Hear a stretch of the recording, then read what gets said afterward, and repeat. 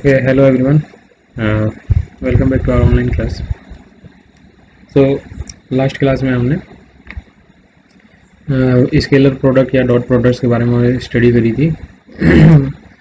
दो प्रोडक्ट्स, दो vector quantities अगर स्केलर प्रोडक्ट करते हैं तो उससे हमें एक स्केलर क्वांटिटी मिलती है। That's why we call it as scalar product, है ना।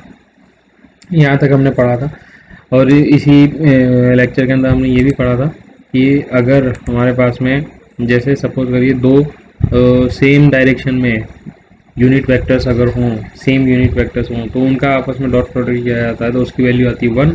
लेकिन अगर ऑर्थोगोनल यूनिट वेक्टर्स हों या सिंपली ऑर्थोगोनल वेक्टर्स हों तो उनका जब डॉट प्रोडक्ट करते हैं तो उसकी वैल्यू आती है 0, बिकॉज डॉट प्रोडक्ट का जो फॉर्मूला है वो that is A vector dot B vector is equal to A B cos theta, and if theta is equal to 90 degree then the dot product will be 0. Okay, so today we will solve some numericals. Okay, its first numerical is if the vector p vector is given a I cap plus a j cap plus 3k cap, and q vector is given a I cap minus 2j minus k cap are perpendicular to each other, find the value of a. So already we know that if it is given perpendicular, that means theta equals to 90 degree, theta is equals to 90 degree. So again we can find we can say that p vector dot q vector will be 0 as pq cos pq cos 90 will be 0, है ना।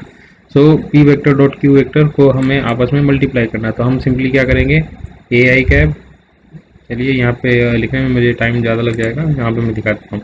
Okay, A I cap plus a j cap plus 3k cap and A I minus 2j minus के is equal to 0। Simply हमने यही वाला formula use किया है, इसी यहाँ से इसको 0 कर दिया। नाउ अब क्या करना है, हमें आई की टर्म को आई के साथ मल्टीप्लाई करना है, जे वाली टर्म को जे के साथ एंड के वाली टर्म को के साथ मल्टीप्लाई करके आपस में सबको ऐड कर देना है। तो सिंपली हमने क्या किया, ए आई कैप और ए आई कैप ए स्क्वायर, यहाँ पे आ गया a square plus a j cap minus 2j cap, ये कितना हो गया माइनस का 2a, so this will be minus 2a and plus 3k minus k, so it will be minus 3 is equal to 0। अब हमारे पास में ये एक तरीके से क्वाड्रेटिक इक्वेशन आ गई जिसका जब हम सॉल्व करेंगे तो हमारे पास में क्या आएगा, एक आएगा a माइनस 3, दूसरा फैक्टर आएगा इसका a प्लस 1। तो यहाँ से जब a के लिए इसको सॉल्व करेंगे तो हमारे पास में दो वैल्यूज आ रही हैं, a is equal to -1 and +3, ठीक है। तो इस तरीके से हम किसी भी वेक्टर का हम परपेंडिकुलर अगर दे रखा है तो उस केस में हम डॉट प्रोडक्ट से उनकी जो भी अननोन क्वांटिटी है या वैल्यूज हैं उनको हम कैलकुलेट कर सकते हैं। Okay okay, let's see the next question. Find the component of 3i plus 4j along i plus j। अब देखिए यहाँ पे क्या कह रहा है कि ये 3i प्लस 4j एक वेक्टर क्वांटिटी को रिप्रेजेंट कर रहा है। दूसरी चीज़ कह रहा है कि i प्लस j के अलॉन्ग जो है हमें इसका जो कंपोनेंट है वो फाइंड आउट करना है। कंपोनेंट फाइंड आउट करने का मतलब क्या हो गया कि सपोज करिए हमारे पास में ये x एक्सिस है, ये y एक्सिस है, ठीक है। अब 3i प्लस 4j ये मैं मान लेता हूँ ये सॉरी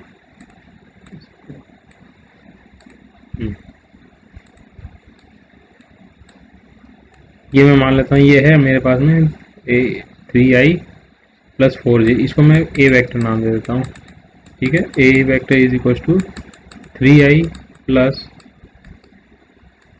4j, ठीक है। नाउ मुझे चाहिए कि i प्लस जे कैप के डायरेक्शन में मुझे इसका एक कंपोनेंट फाइंड आउट करना है।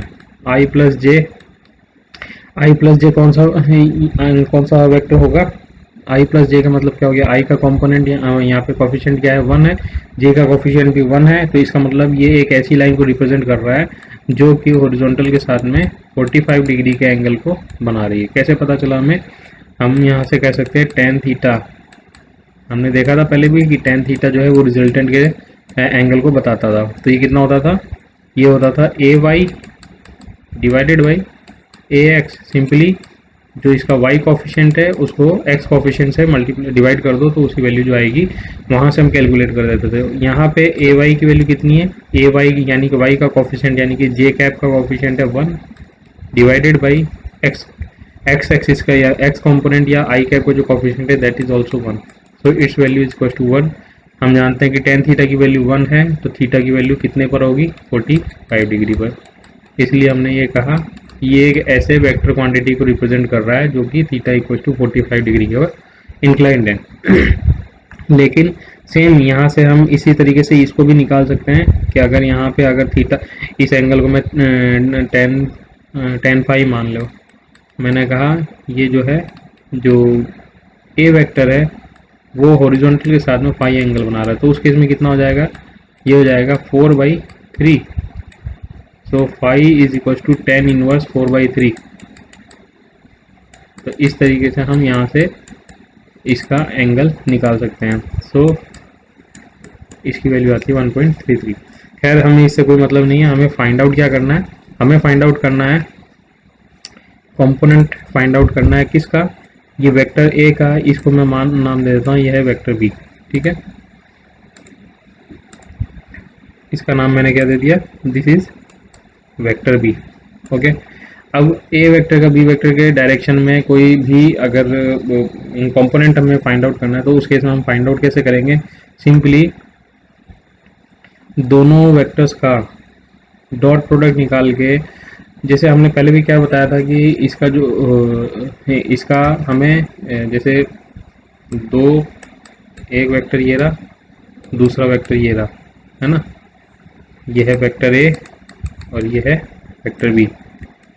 तो ए वेक्टर और बी वेक्टर, इस केस में हमने क्या कहा था कि अगर ए वेक्टर का प्रोजेक्शन में फाइंड आउट करता हूँ बी वेक्टर पर, तो ये क्या बताएगा, ये बी वेक्टर के अलोंग ए वेक्टर का कंपोनेंट बताएगा, बी वेक्टर के अलोंग ए वेक्टर का कंपोनेंट बताएगा, ठीक है। इसी तरीके से बी वेक्टर से मैं यहाँ पे अगर इसके ऊपर एक परपेंडिकुलर डालता था, तो यहाँ पर ये जो बताएगा ये बी वेक्टर का ए वेक्टर के अलोंग प्रोजेक्शन बताता था, कंपोनेंट बताता था, और इनके बीच का एंगल अगर थीटा है तो ये हो जाता था बी कॉस थीटा, या फिर इसको हम कहते थे ए कॉस थीटा। तो ये सिंपली था क्या, ये सिंपली दोनों का डॉट प्रोडक्ट था, a vector dot B vector is equal to A B cos theta.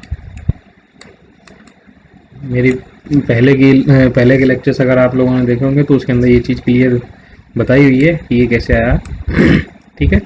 तो इसकी वैल्यू आती है ए बी कॉस थीटा से, यानी कि दोनों का डॉट प्रोडक्ट हम कैलकुलेट कर लेंगे तो वहाँ से हमें इसकी वैल्यू मिल जाएगी।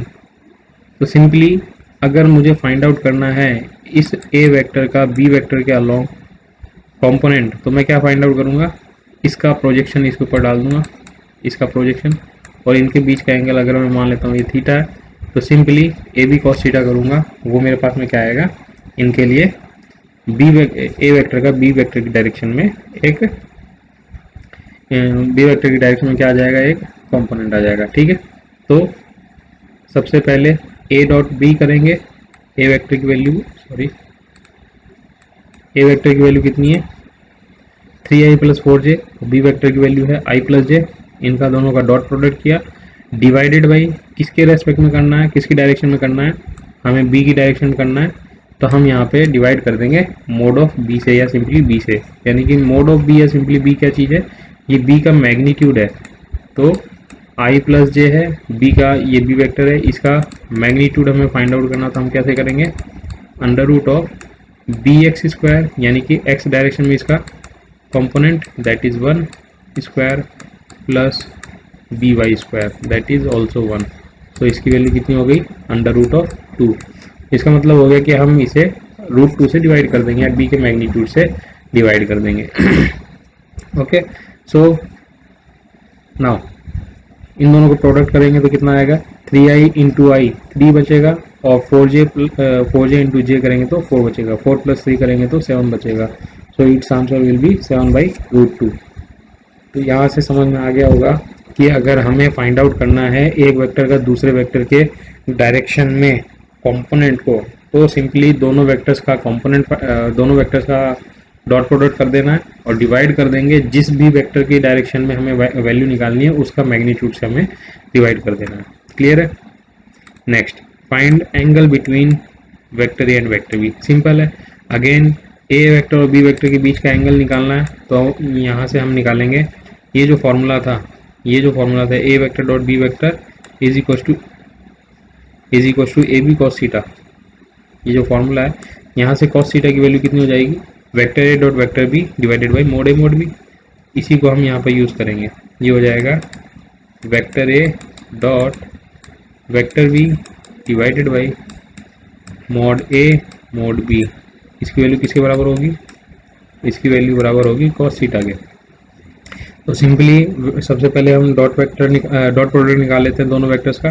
तो इन दोनों का 3i प्लस 4j और 12i प्लस 5j की वैल्यू कितनी हो जाएगी, 12 3 36 plus 5 4 20 divided by mod of A under root of, इसका सबसे पहले हम ए वेक्टर का मोड निकालेंगे, यानी इसका मैग्नीट्यूड निकालना है।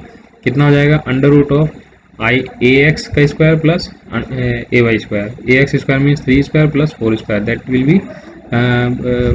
B 9 plus 16 that is 5, under root 25 का 5 हो जाएगा। और इसी तरीके से 12 स्क्वायर प्लस 5 स्क्वायर करेंगे, अंडर रूट करेंगे तो उसकी वैल्यू आएगी 13। So it's value will be 36 plus 20 divided by 65, 56 by 65। और theta is equal to cos inverse of 56 divided by 65। Clear है? तो यहाँ से इस तरीके से हम थीटा की वैल्यू फाइंड आउट कर सकते हैं। ओके, नेक्स्ट क्वेश्चन क्या कह रहा है, for what value of m the vector a is perpendicular to b। तो क्या करना है हमें, simply vector a vector b का डॉट प्रोडक्ट निकालना है। Vector a dot vector b करना है। ये कितना हो जाएगा, 2i plus 3j minus 6k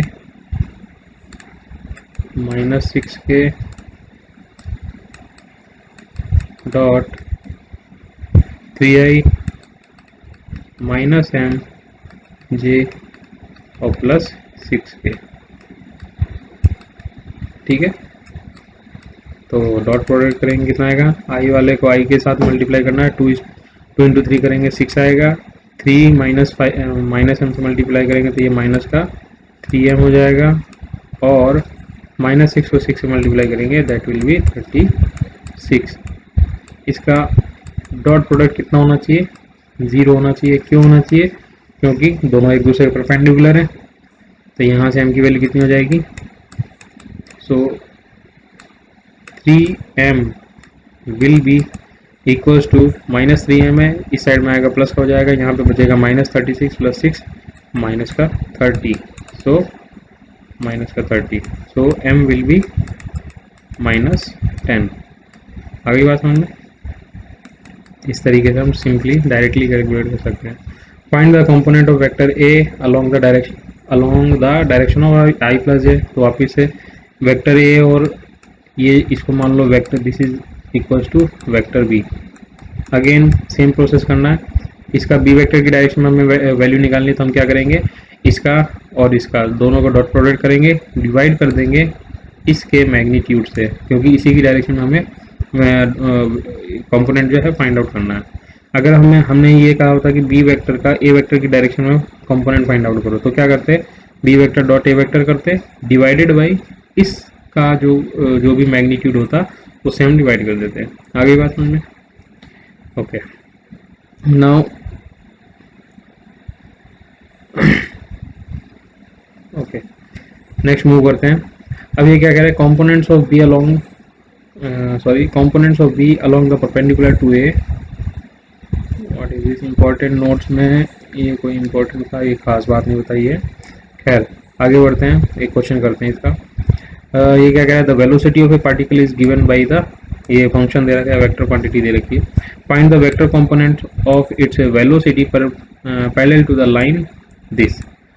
ये लाइन दे रखी है, इस लाइन के पैरेलली हमें इसका वेलोसिटी का कंपोनेंट फाइंड आउट करना है। ठीक है, तो उस केस में हम क्या करेंगे, सिंपली इसका कंपोनेंट इसके अलाउंग निकालना है, तो V vector dot L vector करेंगे और डिवाइड कर देंगे किससे, इसके मैग्नीट्यूड से। सेम प्रोसेस करना है, आंसर आ जाएगा। खैर, नेक्स्ट आता है हमारे पास में वेक्टर प्रोडक्ट। अच्छा, ये वेक्टर प्रोडक्ट जो है इसके बारे में सिर्फ इतना सा भी समझ लीजिए कि वेक्टर दो वेक्टर्स का जब वेक्टर प्रोडक्ट किया जाता है तो एक थर्ड वेक्टर क्वांटिटी हमें मिलती है। जैसे सपोज करो हमारे पास में वेक्टर ए है और वेक्टर बी है, इनका हमें वेक्टर प्रोडक्ट करना है। तो जो वेक्टर प्रोडक्ट होता है उसको रिप्रेजेंट करने का तरीका है ये क्रॉस का साइन। तो जब हम क्रॉस का साइन लगा के इसका वेक्टर प्रोडक्ट निकालते हैं तो उसकी वैल्यू आती है mod of A mod of B into sine theta. ये तो आ गया magnitude multiplied by N cap. N cap यहाँ पे क्या है, ये यूनिट वेक्टर है जो कि वेक्टर ए और वेक्टर बी दोनों के परपेंडिकुलर होता है। जो कि क्या चीज़ है, वेक्टर ए इसकी जो डायरेक्शन होती है, एन कैप की जो डायरेक्शन होती है वो वेक्टर ए और वेक्टर बी दोनों के परपेंडिकुलर होती है। सपोज करो हमारे पास में ये तो है वेक्टर ए, ठीक है, this is vector A and this is vector B. दोनों एक दूसरे से थीटा एंगल पर हैं। तब हमें अगर इन दोनों का क्रॉस प्रोडक्ट करना है तो उस केस में क्या होगा, जो क्रॉस प्रोडक्ट का जो रिजल्टेंट आएगा वो रिजल्टेंट इन दोनों के परपेंडिकुलर होगा और ये होगी उसकी डायरेक्शन। तो इसकी जो डायरेक्शन है उसको फाइंड आउट करने का तरीका क्या है, इसकी डायरेक्शंस को फाइंड आउट करने के लिए हमने जो 10th क्लास के अंदर एक राइट हैंड थंब रूल पढ़ा था। 10th क्लास में जब हम magnetic effect of electric current पढ़ रहे थे तो उसके अंदर हमने राइट हैंड थंब रूल पढ़ा था। राइट हैंड थंब रूल के अकॉर्डिंग क्या था कि अगर हम किसी स्ट्रेट करंट कैरिंग कंडक्टर को इस टाइप से पकड़ते हैं कि, ठीक है, ये इसका थंब हो गया,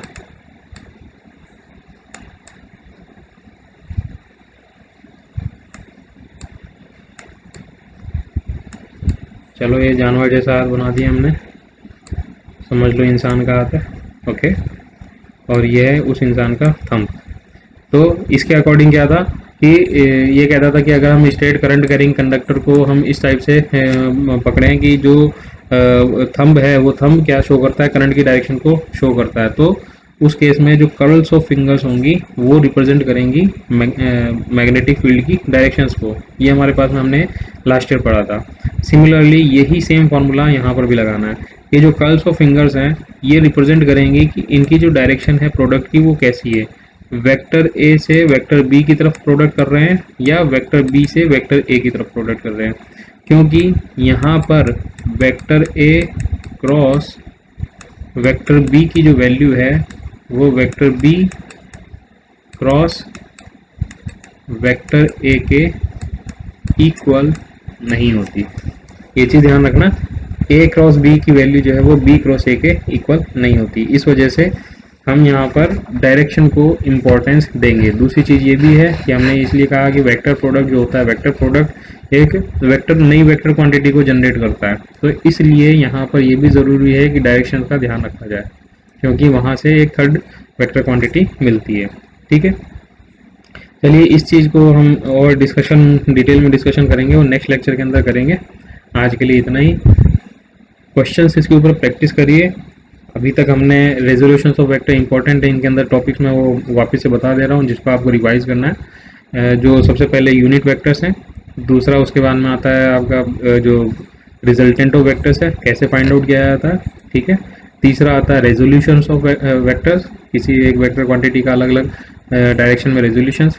सबसे पहले तो हमें 2 डायमेंशन में एक्स एक्सिस और वाई एक्सिस के अलॉन्ग निकालना है, फिर जेड एक्सिस के अलॉन्ग भी रेजोल्यूशन कैलकुलेट करना है, फिर उसके बाद में हमें इसका रेजोल्यूशन या कंपोनेंट जो है वो फाइंड आउट करना है किसी भी वेक्टर की डायरेक्शन में।